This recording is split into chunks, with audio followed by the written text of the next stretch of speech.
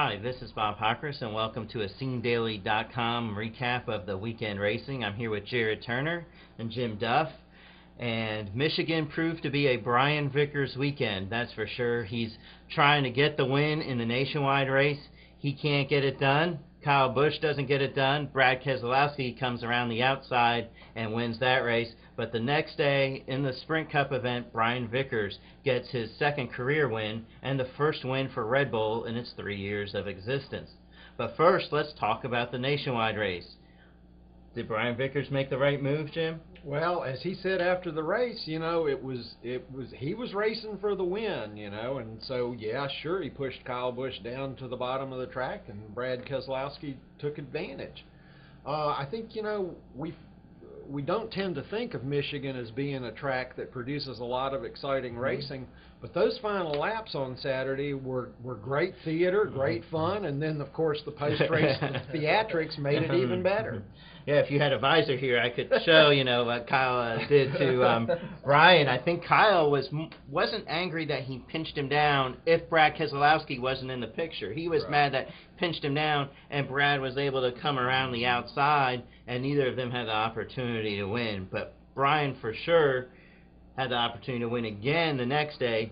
Kyle Busch didn't have any opportunities at all. What did you think about Brian Vickers' performance on Sunday? What can you say? He was outstanding. I mean, obviously, he probably didn't have the fastest car, but he definitely had a top 5, top 10 car all day, was in the right position at the right time, played the fuel mileage game, and it worked out. I think he ended up stretching his fuel 51 laps to the finish, and, finally, in a race in which he started on the pole for the 6th time this season, he finally put it all together and was able to race as well as he qualified. Yeah, and I mean, obviously 51 laps on a tank of gas is incredible.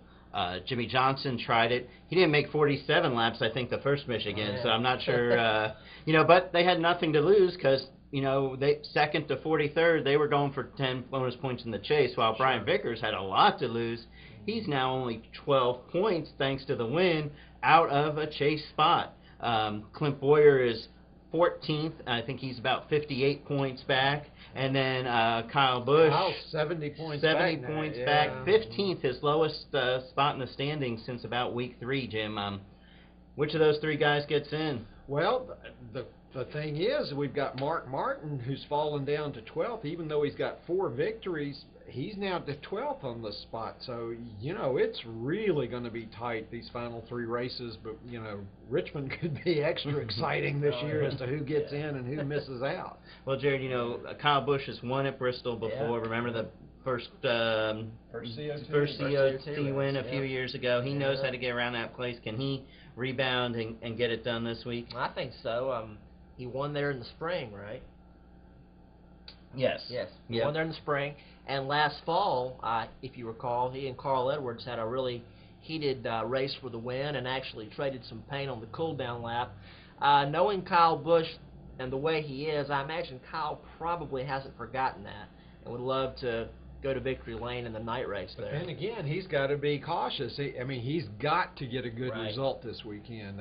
Sure, he wants to go for the victory, but he's sort of going to have to pull a Juan Pablo Montoya and keep those points in mind for the whole race. It's interesting that we all talk about, is Kyle Busch going to get in, is Kyle Busch going to get in, and then Brian Vickers kind of under the radar, and he's only 12 points out. I think, obviously for that organization, it'd be incredible if they were to get a driver in the chase in their 3rd year. So we'll see what happens this weekend at Bristol. Obviously an exciting past weekend at Michigan. This is Bob Hockers. Thanks for joining us, and please join us again on another edition of our post-race recap on SceneDaily.com.